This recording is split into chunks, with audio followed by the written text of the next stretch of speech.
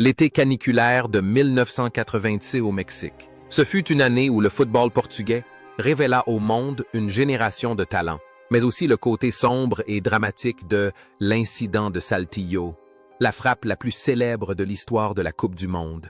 À l'été 1986, l'équipe nationale portugaise a fait vibrer les supporters en retrouvant la scène mondiale après 2 décennies d'absence, signant un parcours riche en émotions au Mexique, composé de joueurs considérés comme de véritables artistes et doté d'un style de jeu offensif flamboyant. Elle a entamé le tournoi par une victoire inattendue face à la redoutable Angleterre. Mais derrière ces instants de gloire fugace se cachaient les destins singuliers des 22 joueurs. Près de 40 ans ont passé, et le temps a laissé des traces différentes sur leur vie. Certains ont continué à gravir les échelons du coaching, d'autres ont choisi une voie plus paisible pour méditer, et d'autres encore ont dû mettre un terme à leur carrière dans une immense tristesse. Revenons sur le parcours tumultueux de ces joueurs qui incarnaient l'âme du Portugal cette année-là.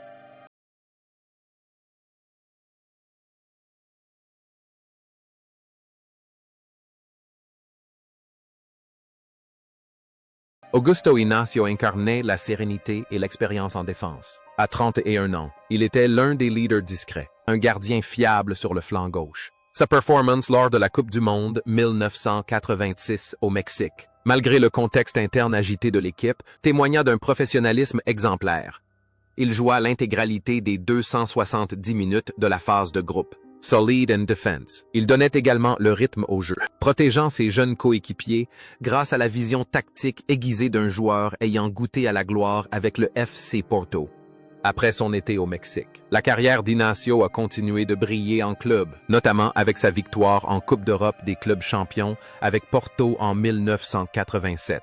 Après sa retraite de joueur, il s'est reconverti en entraîneur et a connu un succès retentissant, remportant notamment le championnat national avec le Sporting CP en 2000, mettant fin à 18 ans de disette pour le club. La vie privée d'Inácio est à l'image d'un homme dévoué à sa profession, faisant toujours preuve de sang-froid et d'intégrité. Le plus frappant est que l'image de ce héros discret sur le terrain reflète sa vie réelle. Il n'a pas besoin de paillettes, mais où qu'il soit, il trouve la stabilité. Aujourd'hui, 70 ans, Augusto Inácio mène une vie paisible, intervenant occasionnellement comme consultant footballistique, conservant la même passion pour ce sport qu'à ses débuts.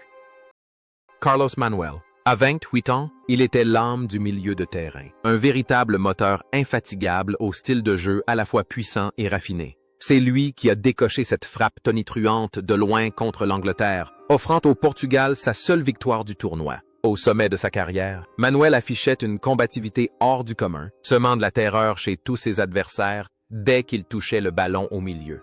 Après son passage au Mexique, son parcours l'a mené vers de nouveaux défis en Suisse avant de rentrer au pays. Carlos Manuel restera à jamais dans les mémoires pour sa personnalité franche, parfois colérique, mais toujours fière. Après sa retraite de joueur, il s'est également lancé dans une carrière d'entraîneur et a marqué de son empreinte de nombreux clubs de milieu de tableau. Très discret sur sa vie privée. Il choisit de concilier sa gloire passée avec son présent en participant à des activités communautaires et à la formation des jeunes. Ce qui interpelle, c'est l'étrange contraste. Sur le terrain, il était un redoutable guerrier, tandis qu'en dehors, Carlos Manuel était un homme introverti, toujours soucieux du développement du football portugais. Aujourd'hui, 66 ans, il profite de sa famille et des plaisirs simples de la vie rurale, laissant derrière lui l'héritage d'un but qui restera à jamais gravé dans l'histoire du football portugais.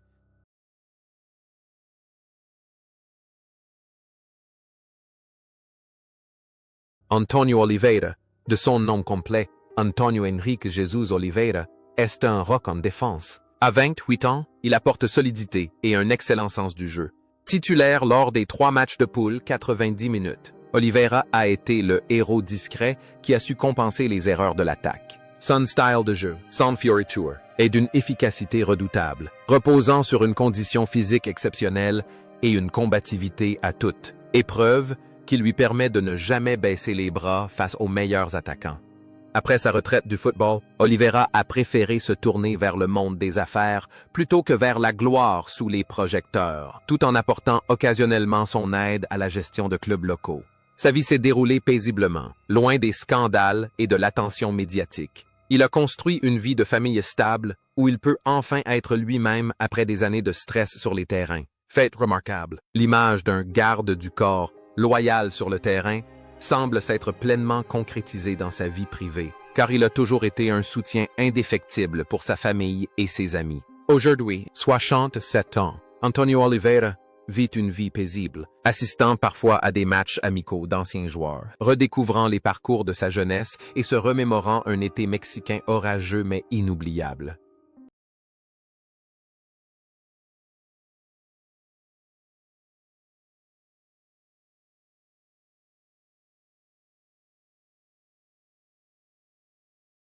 Lors de la Coupe du Monde, 1986 au Mexique, Jaime Pacheco incarnait la détermination farouche et la solidité à toute épreuve d'un milieu de terrain. À 27 ans, il était celui qui, discrètement, assurait le travail de l'ombre pour permettre à ses coéquipiers, plus flamboyants, de briller. Pendant 270 minutes, Pacheco a fait preuve d'un courage exceptionnel, n'hésitant devant aucun tacle et acceptant même un carton pour préserver l'avantage de son équipe.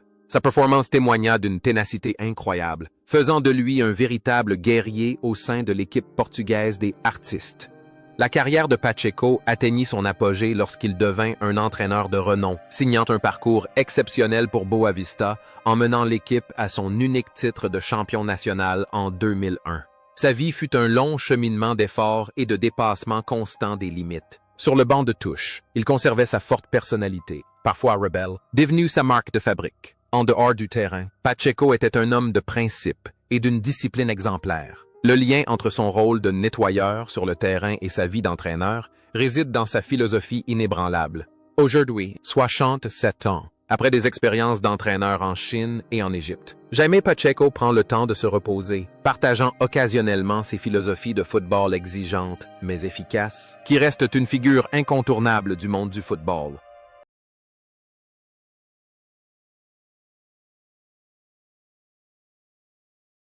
Lors de la Coupe du Monde, 1986, Frederico Roça fut l'un des défenseurs centraux les plus élégants que le Portugal ait jamais connus. À 29 ans, avec son calme imperturbable, son excellent sens du placement et ses tacles artistiques, il dispute les 3 matchs au Mexique. Roça n'était pas un simple défenseur, il jouait avec grâce, sachant toujours initier les attaques depuis sa propre moitié de terrain grâce à des passes longues précises. Les supporters de cette époque se souviendront toujours de lui comme d'un joueur qui évoluait avec intelligence et intégrité.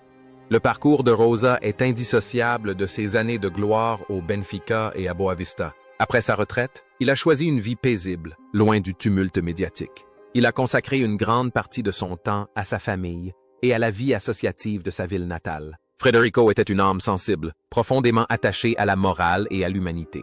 Le contraste entre son rôle de héros discret sur le terrain et son humilité en dehors est particulièrement frappant. Il a mené une vie exemplaire, inspirant toujours le respect de ses coéquipiers et des jeunes joueurs. Cependant, ce parcours empreint de générosité prit fin brutalement. Le 17 février 2019, Frederico Roça s'éteignit à l'âge de 60 et 1 an après une longue lutte contre une grave maladie.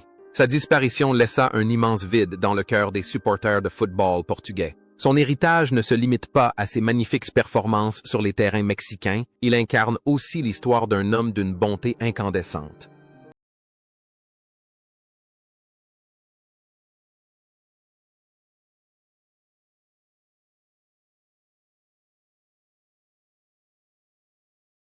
Antonio Sousa donnait le rythme à la symphonie portugaise. À 29 ans, ce milieu de terrain flamboyant possédait une précision chirurgicale dans ses passes. Avec 248 minutes de jeu, Sousa a marqué l'histoire par son intelligence et sa vision tactique hors pair. C'est lui qui a inscrit le but historique contre l'Espagne à l'Euro 1984 et au Mexique. Il a confirmé son talent de meneur de jeu. Après avoir pris sa retraite de joueur, Sousa s'est reconverti en entraîneur et a connu un succès considérable dans des clubs comme Beira-Mar. Sa vie a toujours été imprégnée de valeurs familiales fortes. Son fils, Ricardo Sousa, est devenu joueur professionnel, suivant ainsi les traces de son père. Antonio Sousa est un homme sensible qui a toujours conservé l'humilité d'un véritable artiste. Il est remarquable que l'image d'un maestro fédérant les joueurs sur le terrain se soit prolongée dans sa vie privée, puisqu'il reste un lien précieux entre sa famille et la communauté footballistique locale. Aujourd'hui, à 68 ans, il mène une vie paisible, assistant occasionnellement à des événements footballistiques pour soutenir son fils et les jeunes joueurs, et conservant toujours la courtoisie et l'élégance qui l'ont caractérisé. Álvaro Magalhães, 25 ans, a été un joueur prometteur et dynamique sur le flanc gauche portugais au Mexique. Avec 234 minutes de jeu, il a démontré une vitesse incroyable et un excellent soutien offensif. Álvaro était l'archétype du latéral moderne, toujours prêt à percer la défense et à délivrer des centres dangereux. Sa performance a révélé un esprit intrépide, faisant de lui un élément essentiel du dispositif tactique de José Torres. Après le tournoi, sa carrière a été marquée par une série de brillants succès au Benfica. Une fois sa carrière de joueur terminée, Álvaro s'est reconverti en entraîneur et a dirigé de nombreuses équipes, des plus prestigieuses aux plus modestes, au Portugal et à l'étranger. Sa vie personnelle est un constant mélange de passion et d'efforts inlassables. Il est connu pour sa personnalité directe et déterminée, ainsi que pour sa défense indéfectible de ses joueurs. Le lien entre son rythme effréné sur le terrain et sa carrière d'entraîneur mouvementé réside dans sa passion indéfectible. Aujourd'hui, à 63 ans, Álvaro Magalhães reste pleinement investi dans son métier, intervenant occasionnellement à la télévision en tant que consultant avisé et contribuant toujours au développement du football portugais moderne.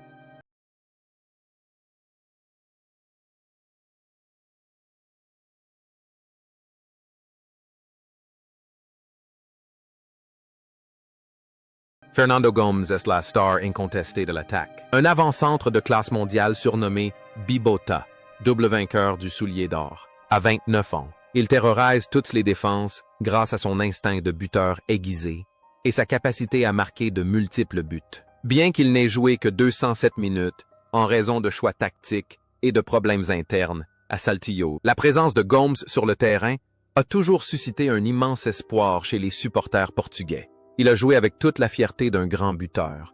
Le parcours de Gomes au FC Porto a été jalonné de records sans précédent. Après sa retraite, il a poursuivi son engagement auprès du club, tant comme dirigeant que comme ambassadeur international. Sa vie personnelle est un modèle de professionnalisme et de fidélité indéfectible. Homme de valeurs traditionnelles, Gomes est respecté pour sa noblesse d'âme. Il s'investit dans des actions sociales et est un mentor spirituel pour de nombreuses générations de jeunes attaquants. Ce qui est particulièrement remarquable, c'est le contraste entre son talent de buteur redoutable sur le terrain et sa personnalité douce et exemplaire en dehors. Il incarne à lui seul la gloire de Porto.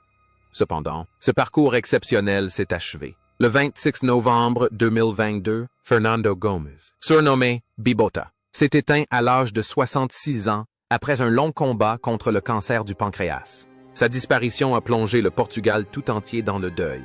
Son héritage ne se résume pas à des centaines de buts ou à des titres prestigieux, mais témoigne également d'un engagement hors du commun et d'une fidélité indéfectible au maillot bleu et blanc. Diamantino Miranda, 26 ans, était l'un des milieux de terrain les plus talentueux de l'équipe cette année-là, grâce à son jeu subtil, sa technique individuelle exquise et sa capacité à marquer dans des situations inattendues. Il a inscrit un but crucial lors du tournoi. Diamantino jouait comme un magicien, trouvant toujours la moindre faille dans la défense adverse pour l'exploiter. Sa performance au Mexique a démontré une approche moderne, imprévisible et spontanée du football. Après le tournoi, sa carrière a continué de s'épanouir au Benfica avant qu'il ne se tourne vers l'entraînement. Diamantino est un homme déterminé et intelligent, toujours avide d'explorer de nouvelles méthodes de coaching. Sa vie personnelle est intimement liée à des voyages passionnants dans différents clubs, de son pays natal à l'Afrique. Il est connu pour vivre pleinement sa vie avec passion, conservant toujours son optimisme, même dans les circonstances les plus difficiles. Il est à noter que son rôle de créateur sur le terrain semble s'être prolongé dans sa carrière d'entraîneur, car il cherche toujours à insuffler une nouvelle dynamique à chaque équipe qu'il dirige. Aujourd'hui, 65 ans, Diamantino Miranda mène une vie active, participant occasionnellement à des commentaires sportifs et conservant une connaissance approfondie du football.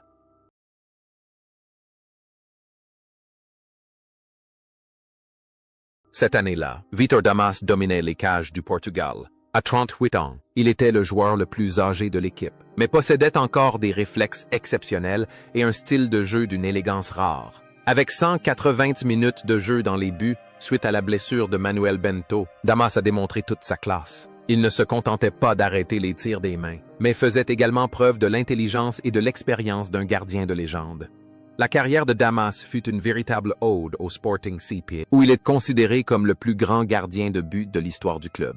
Après sa retraite, il se reconvertit en entraîneur de gardiens et inspira sans cesse les jeunes générations. Sa vie privée était un modèle d'élégance et de noblesse. Il traitait chacun avec respect et humilité. Il est à noter que son rôle de protecteur sur le terrain semblait imprégner toute sa vie, car il était un soutien indéfectible pour sa famille et le club. Il vécut une vie entièrement dédiée au football jusqu'à ses derniers jours. Cependant, ce parcours exceptionnel s'acheva prématurément. Le 13 septembre 2003, Vítor Damas s'éteignit à l'âge de 55 ans des suites d'une grave maladie. Sa disparition fut une perte irréparable pour le football portugais. Il laisse derrière lui l'héritage d'un gardien de but artiste, qui a redéfini le poste par son élégance et son courage hors du commun.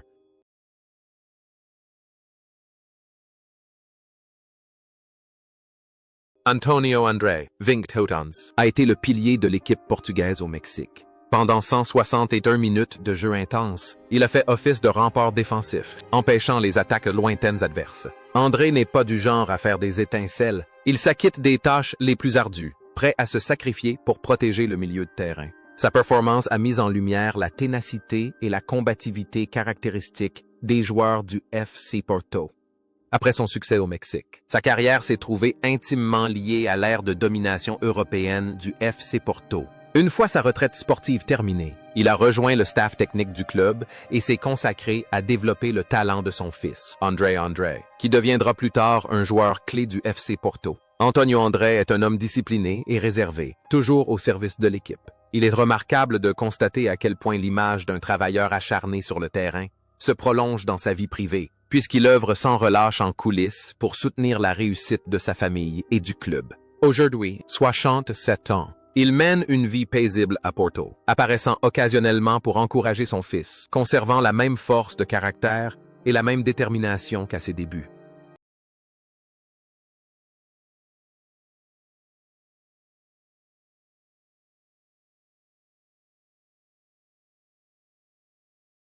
À 20 ans, Paulo Futre était le nom le plus prometteur du football mondial, malgré seulement 153 minutes de jeu. Chacune de ses apparitions sur le terrain enflammait les tribunes grâce à sa vitesse fulgurante et ses dribbles magiques sur l'aile. Futre incarnait la nouvelle génération dorée du football portugais, un talent précoce doté d'une confiance en soi étonnante face à des adversaires chevronnés et renommés.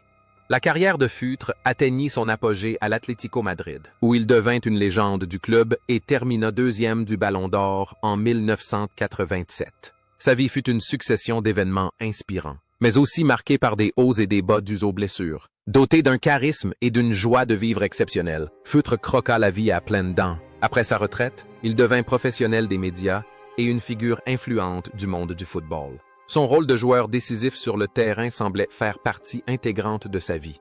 Il savait briller et créer l'événement, quel que soit le domaine où il s'engageait. Aujourd'hui, à 59 ans, Paulo Futre demeure une icône d'énergie et de passion, inspirant les jeunes générations de joueurs par son ambition d'atteindre les sommets.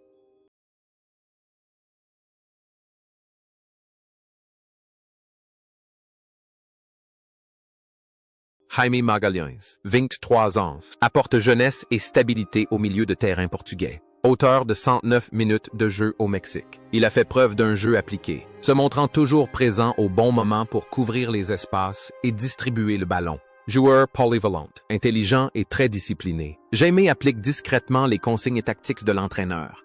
Sa carrière a été intimement liée aux années glorieuses du FC Porto, marquée par d'innombrables titres majeurs et mineurs, dont la Ligue des Champions. Après sa retraite de joueur, il a choisi une vie paisible, se consacrant aux affaires et à sa famille. Jaime est une personne modeste et calme, toujours appréciée de ses amis pour sa sincérité. Fait remarquable, l'image d'un héros discret sur le terrain s'est pleinement reflétée dans la vie réelle, car il a trouvé le bonheur dans les choses les plus simples, loin des projecteurs. Aujourd'hui, 62 ans, Jaime Magalhães mène une vie épanouie à Porto, retrouvant de temps à autre d'anciens coéquipiers pour évoquer avec émotion une jeunesse vibrante et fière.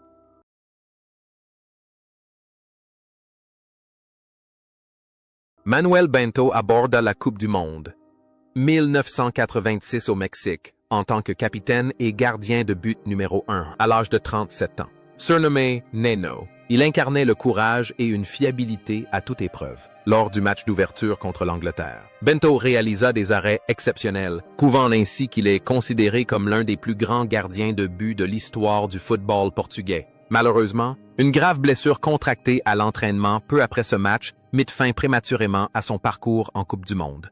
La carrière de Bento a été intimement liée à sa fidélité indéfectible au Benfica pendant 2 décennies. Après sa retraite, il s'est reconverti en entraîneur des gardiens de but et est resté profondément attaché au club. La vie personnelle de Bento était empreinte de sacrifices et d'un esprit combatif. Doté d'un grand caractère, il a toujours fait passer l'intérêt de l'équipe avant tout. Il est particulièrement remarquable de constater comment le rôle de grand gardien de but sur le terrain semble avoir étrangement influencé sa vie, car il a constamment défendu et perpétué les valeurs traditionnelles du football portugais. Pourtant, ce cœur courageux s'est arrêté de battre subitement. Les 1 mars 2007. Manuel Bento s'éteignait à l'âge de 58 ans, victime d'une crise cardiaque peu après avoir assisté à une célébration commémorative de son club. Sa disparition a plongé le monde du football dans une profonde tristesse. Il laisse derrière lui une histoire de loyauté, de résilience et de mains qui, Jadis, ont protégé toute une nation.